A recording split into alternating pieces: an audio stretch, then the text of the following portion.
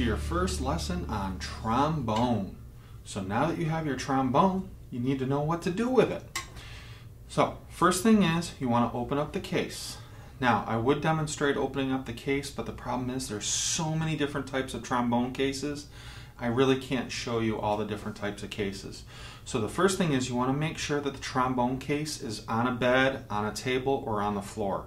You don't want to open it up on your lap, you don't want to open it up on a chair, because you don't want the trombone to slip out and your brand new instrument to fall on the floor and get damaged. That's the last thing you would want.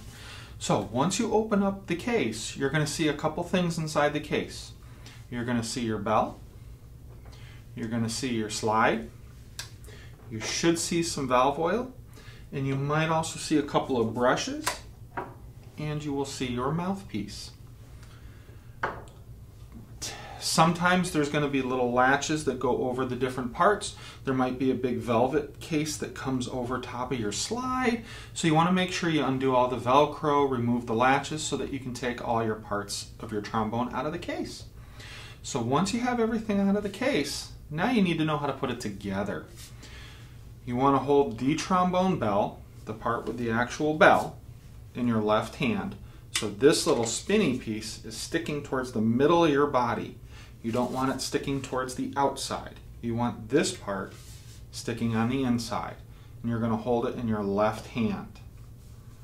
Now, you're going to take your trombone slide, and what you're going to notice is on the trombone slide there's two parts. You got one part that's a little taller than the other part. This part's called your mouthpiece receiver, and that's where your mouthpiece goes in. This is the part that goes into the trombone bell. And you'll notice there's little screws right around the edging there. So what you'll do is I'll take the bell in my left hand, you'll take the slide, and with the part that I said, the mouthpiece, the shorter end facing away from you, and you just slide it into the trombone. And then you take that screw and you screw it right in. And you want to make it pretty tight. You don't need to take any tools or anything and wrench it right down, but you want to make it pretty tight so this slide will not easily move around. It will move around a little bit if you pull it around, but generally it'll stay right in place. And you'll notice here, you want it to be about a right angle, or if you notice, it's like the edge of a square. So you got the flat part here and the side there. You don't want it sticking way out like that, and you definitely don't want it in like that. It's okay if it's out a little bit like that. You'll notice it goes up and then just out a little bit. That's okay. But generally you want to keep it straight up and down. So that is the first part. The next part is your mouthpiece. All you do is you take it and you set it in.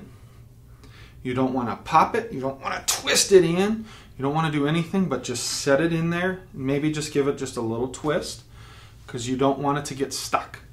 Now if you push really, really hard or do something, you might accidentally drop the trombone, or you sat there and accidentally wrenched it in because you didn't pay too much attention to what I just said. And your mouthpiece ends up getting stuck. First, try to get it out yourself. You might have to really push, or not push, but you might really have to take your hand and grip it kind of hard and really twist. If you can't get it, let your parents try it. They've got a little bit bigger hands. They might be able to get a little more grip on it and get that mouthpiece out for you. If they can't get it out, do not, please, please, please, please, do not take any tools or let your parents take any tools and use it to get your mouthpiece out. I've seen so many mouthpieces damaged due to taking a pair of pliers to try to get the mouthpiece out. You're only going to make it worse. You might get it out, but it is going to damage the instrument and damage the mouthpiece, and we don't want that to happen. The reason being, I have a special tool called a mouthpiece puller. So if you get your mouthpiece stuck, bring it on into school, and I will use this specialized tool that is made to get a stuck mouthpiece out, and it has never failed me. It has removed every single mouthpiece I've had to get out of an instrument. So it will help a stuck instrument, or excuse me, a stuck mouthpiece to be taken out of the instrument. So if it gets stuck, let your parents try it. If not, bring it on in, and I'll use my mouthpiece puller to get it out. Now the other thing I mentioned is you're going to see some slide oil. Yours might look a little different. It might also be in a little miniature spray bottle. That's where a lot of times will come with trombone, but sometimes you'll see slide oil. And what you'll notice is you'll have a little lock on your slide, because at first you may not be able to move your slide. As soon as you twist the lock, your slide can move. That makes it so this is an older trombone, so it's not as big of a deal. But on a nice new trombone that's in really good shape, if I have the slide lock off and I tip it up like this, the slide will just fall down. And we don't want to damage the slide that way, but most of your trombones will have this little piece on the end to help protect it if that does accidentally happen. Because it might, that you forget to turn it on. But anytime you're done playing, you want to turn that slide lock on so that slide will stay nicely in place and there's no chance of damaging your slide. But to oil it the first time, you want to take your slide and set it out a little ways. And you can use the little rubber piece on the bottom to kind of hold it in. You want to take your slide oil and unscrew the cap. Now, don't squeeze your slide grease too much because it will go spraying across the room.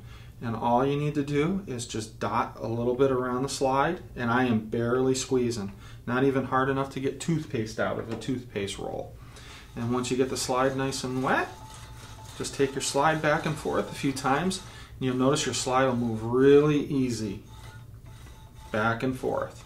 If you have a spray, all you'll do is you'll take your spray and kind of spritz it on both sides, going up and down the slide, and you do the same thing. Once you're all set, you can put the oil away. You don't need to do it very often. The more you play, the less you'll have to actually do it. The less you play, the more you'll have to do it. Or if it's been a long time since you've played, which hopefully all of you will be practicing many times per week. But if you go maybe a few weeks without playing, you might want to do it real quick. But anytime you notice your slide getting a little tough to push out or in, that's when you want to put some grease on there. So that is how you oil your slides. Now, how to hold the trombone. You hold the trombone in your left hand. That holds the instrument. So what you'll do is you'll see this piece on the back. Your thumb goes over that. Then you'll take your other fingers and you can wrap them around there. You'll see the piece that goes out to your mouthpiece. So you take your thumb over that back, your other fingers come in. You might get all your fingers in there. I actually use what I call the Vulcan grip. And I go on either side with that and hold it that way. Find what's comfortable for you, but basically you want your thumb over that and your other fingers there. The only thing I want you to be careful of is don't let your fingers overhang this part right there. If you notice when I pull the slide out that there's some space there, you don't want one of your fingers sitting against the actual slide, so when you bring it up you're going to pinch your fingers. It hurts really bad. So just make sure you keep your fingers away from that spot. If you hold it the proper way, your fingers won't be near that. So just find that comfortable way, and then all you do is you just bring it up to your mouth so the instrument's kind of sticking. You don't want it where it's coming straight up. You don't want it where it's coming straight down almost. You want it where it's kind of coming out and maybe just down a little bit, or you can even go straight across. You just want it to be nice and comfortable. For some of you, the trombone might sit on that shoulder of yours. It might sit right on the shoulder. For some of you, it might be just a little above it where there's some space. That just depends on you. The one thing you want to be careful of, you notice when I'm holding it, it sticks out behind me a little bit. So if you're sitting right up against a wall and you bring it up, you're going to whack the back of the trombone against the wall, and we don't want that to happen, because if you look at this trombone, this is an old trombone, it's been hit against the wall just a few times. So you want to make sure that that damage doesn't happen to the trombone. Now, you've got your left hand good to go. You got how it sits good to go. The next thing is, how do you hold the slide? I hold it with what I call my pinchers. My thumb and my first finger and my middle finger. So you hold it just like that, and you'll see the slide there, and you just put your fingers around it. You don't want to hold it really, really hard, because then it gets really uncomfortable. You just need to hold it firm enough that you can move the slide. And you'll notice when I'm moving it, my wrist moves like this. I'm not keeping everything really stiff. My wrist can move to help get that slide out to all the different positions. So your right hand moves the slide, your left hand holds the instrument. Those are the ways that you hold it.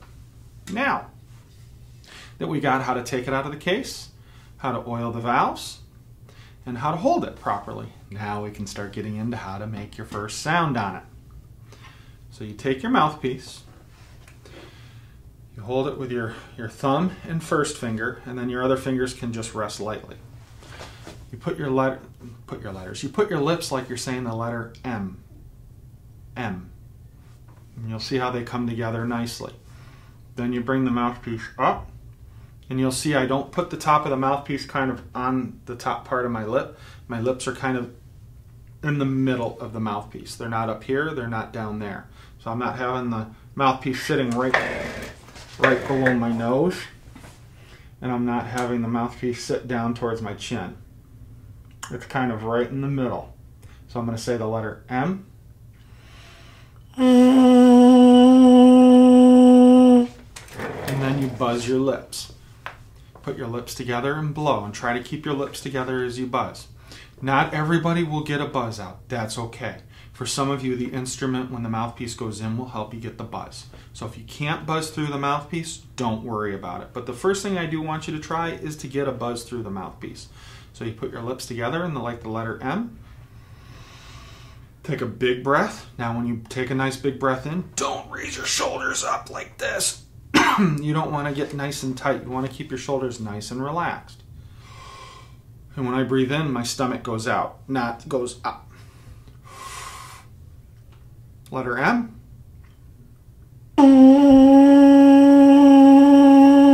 It's going to make a nice funky sound. If you get really good at buzzing the mouthpiece and you can make a buzz, what I want you to do is try to fill the room you're in with your buzz. Then I want you to practice buzzing high and low by making your lips a little tighter, a little looser.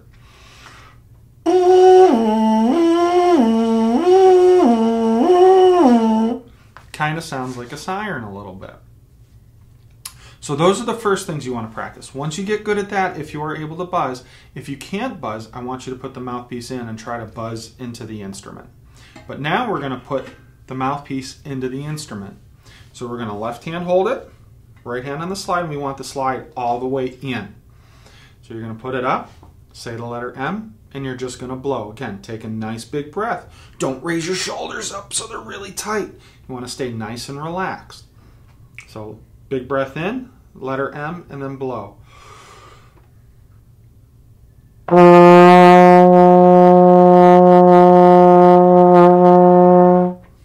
Now for some of you, you might get a high note out for the first note.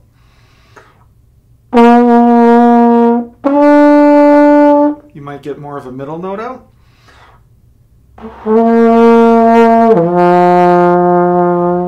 And some of you might get a really low note out. So depending what note you get out, that's okay. Don't worry, it's not a bad thing if you get a high note out and you have trouble getting the low notes out, or if you get the low note out and you can't get the high notes out. That's okay. Just for the first sounds, I just want you to work on getting a nice big breath and blowing a lot of air through the instrument. Now what you might find at first is you get a little bit lightheaded. That's okay. You're not used to using that much air, so it's going to take your body a little time to get used to using that much air. If you find you get a little lightheaded, just take a second or two break and you'll be fine. It's not going to cause any issues or do anything like that. Now, when you start playing for a little while, what might happen is you might start noticing a little gurgling noise. You won't hear it right at first, but you might hear it after a little while of playing. So if that happens, what you're going to notice on the end of your trombone, you're going to see this little push button thing. For most of you, it'll look like this with a little lever coming off of it. For some of you, you might have a little push button. So if you start hearing gurgling, what you want to do is you want to put that little part of the instrument, where the little hole is in that lever, over a trash can, over a sink, over a dirty towel. Don't do it over your nice good floors or your bed or anything nice, because what's going to happen is that's called your water valve. Some people call it the spit valve. I'm not a big fan of that name. It's called your water valve. And what happens is when it starts to gurgle, you want to open that up, again, over a trash can, sink, or a towel. If you're in the music room, you can open it up on the floor just where you're sitting. That's fine. We clean the floors up after that, so you don't need to worry about that. But while you're at home, please, please, please, please, do it over somewhere that you can put the nasty water in there. But you open it up and you shake it and you'll see some water dropping out of it. Now, a lot of people call it a spit valve. Spit, very, very little, if any, of what's coming out of that is spit.